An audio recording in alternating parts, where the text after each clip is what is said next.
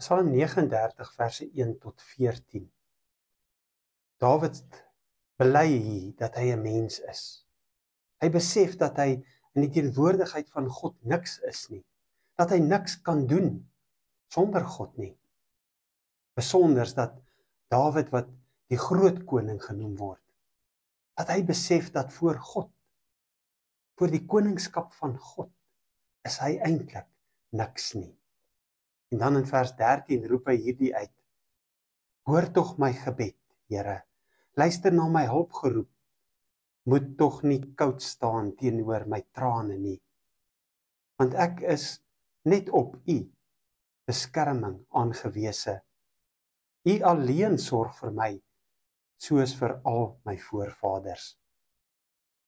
Dawid besef dat God is alles, en alles kom uit God se hand. Kom ons besef dit net weer eens vandag, en sit nie onsself op 'n plek waar ons sê, ons is iets nie, maar besef dat ons is niks. Maar ons ken God, en God is alles, en alles, nie net vir ons nie, maar ook vir die wêreld om ons. Kom ons dank die Here vandag. Kom ons gaan na hom toe en sê, Here, ek wil nie meer so baie oor myself dink nie. Ek wil nie meer so baie na myself kyk nie. Ek wil U sien.